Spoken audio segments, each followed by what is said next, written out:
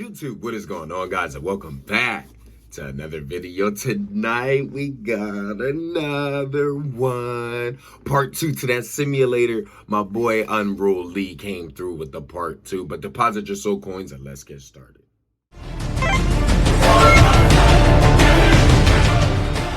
All right, guys, we are back now. Like I said, this is simulator part 2. If you guys have not watched part 1, please go ahead and click off this video, go into the playlist, click on part 1, watch that before you go ahead and skitty back to this video. You know, simulator part 2, 18 reads so far, 3 favorites, and yet nobody's commenting. Wow. Oh. Okay. All right. Anyway, let's get right into this because I know this is going to be a great one, and let's just get immersed, baby. Let's just get immersed. What would you do if you had the power to change the world in the palm of your hands or computer screen in this instance? Marcus looked at the screen. His mind raced with possibilities. Facebook was still offline after he hacked into it. Well, he hacked in the game, which happens in real life. Now he wanted to test it again. He viewed the options in the game, and no matter what he looked at, there was one option that he was curious about: murder.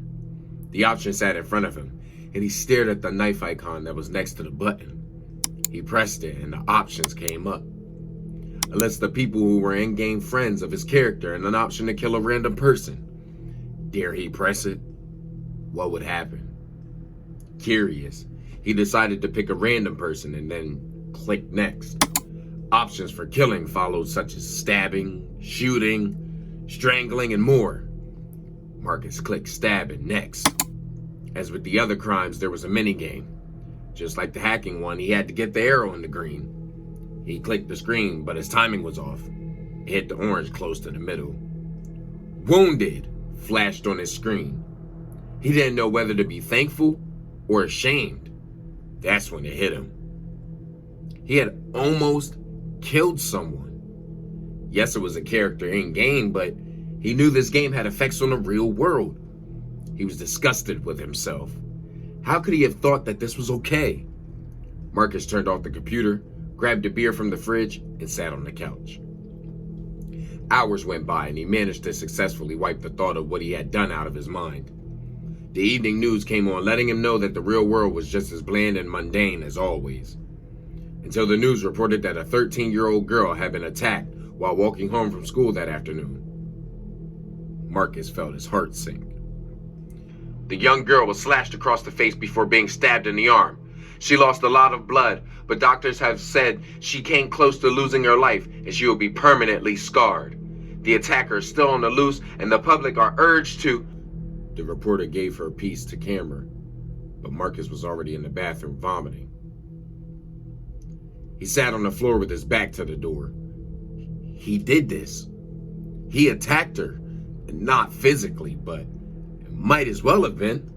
He had her blood on his hands.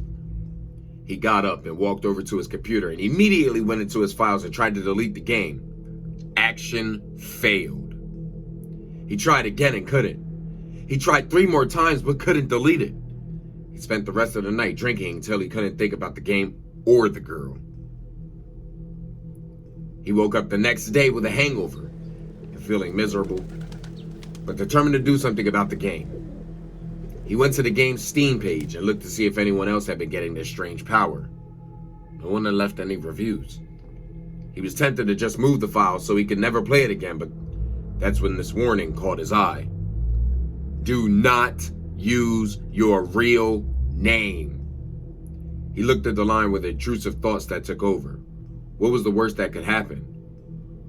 Marcus entered the game and created a new life, except he used his real name and birth date and created an avatar that looked like him. This playthrough, he decided to take time. He studied for school and made sure to keep his stats up and relationships close with his in-game family and friends. Everything was normal.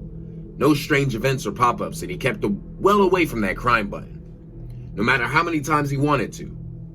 It wasn't until his character turned 16 that something happened. He went through his life options and did his usual walk and exercise, as well as practicing writing, acting, and singing skills, and decided to get a part-time job. He looked through the job options and settled on an after-hours cleaner. It was minimum wage, but in a few hours each day for his character, so his in-game grades wouldn't fall like they would do if you do too many activities. He got the job and worked hard at it and progressed a year, and his in-game bank increased to 5,472. Then his phone got a notification from his bank. 5,472 had been transferred into his bank account from anonymous. Now he knew this wasn't a coincidence, but he had to be sure. He progressed another year and another 5,472 was added into his game, and his phone pinged with another transaction into his bank account. He stood up overjoyed, but went dizzy and had to sit down. He opened his bank app and looked at the amount. Never had he seen so many numbers in his account. Of course, with his overdraft, it only showed 7,944. With a grin, he fixed that, and in a few taps, his overdraft balance was zero. He still had nearly 8,000 in the bank. He got up and sprinted out of the door and got a bus straight into town. He walked down the high street, looking at all the shops and their price tags. The world belonged to Marcus today. First and foremost, he needed upgrades to his setup, so he went to a computer shop to browse their selections before spending $3,000 on a new PC and monitor, as well as $800 on a graphics card. His capture card was new from his birthday. He then ordered a new 65-inch smart TV and bought a bunch of games for the new Xbox, which he managed to order when eating at a new restaurant where he never thought he would ever afford to go to. He opened his bank to check the damage. It was bad. Barely £1,000 was left. Marcus had never spent so much money. It wasn't until he got a phone call from his bank that reality hit him. Hello, Mr. Kidd. We have noticed some irregularities in your account. Could you come in and discuss them with us, please? The operator said. Marcus agreed, but his heart was hammering. How could he get out of this? Every step towards the bank drained even more energy out of him and caused more beads of sweat to drip down his forehead. He opened the door. Everyone was looking at the man with a bag full of games for the new console. Luckily, he ordered the PC and Xbox to be delivered. It saved more funny looks. He was called into a side office. A woman in a suit with a clock above her head waited for him in the cramped room. He sat down on the uncomfortable plastic chair. The heat in the room made him worse. Mr. Kidd, how are we today? She said. I'm good, Marcus said. We have noticed some unusual transactions in your account in the past 24 hours that we would like to talk to you about. Marcus's throat went dry and he thought his voice would fail him. There were 2 large transactions into your account from an unknown account. Can you please explain where the large sums of money came from? She said with some accusation.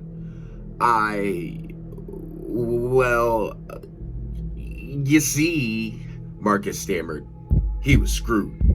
He couldn't say that his magic game somehow put money in his bank, as well as attacked a girl and hacked Facebook and robbed a shop. Wait, that's it. The game. I stream Twitch, and I recently signed an exclusive agreement with TheUnruleLee Games, so that money must be from them, Marcus said. She typed away at her computer. How come this money came from an anonymous account? I don't know. Marcus had to think fast. Twitch, here goes nothing. The past few weeks, I've had lots of high donations, and they were anonymous, so maybe that could be it. Twitch do pay out monthly, so maybe they split the payments up. Marcus knew anyone who knows about Twitch knows that's not how donations work, or Twitch payments, but he had to hope this woman didn't. 1 second, Mr. Kidd. She said as she picked up her phone and rang someone. They talked randomly about him. Marcus not paying attention until after an eternity she hung up. Thank you for your patience. It seems everything has been cleared up, but you will get a phone call from the Department of Work and Pensions to discuss your current employment with your streaming earnings. Thank you. Marcus said goodbye and left the bank. It wasn't until he was home that it hit him. He had got away with it. Apart from an awkward phone call with the government about his work, he was free. So might as well make it less awkward. He typed out a professional email quitting his job with 2 weeks' notice and sent it off. The man from the Department of Work and Pensions helped him register as self-employed, and Marcus was over the moon. This was it. He put out a tweet planning a stream that night where he would play a brand new game he had bought that day in town.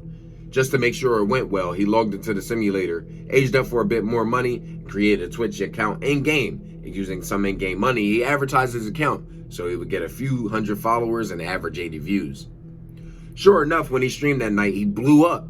He started to stream with 50 followers and it ended with 562.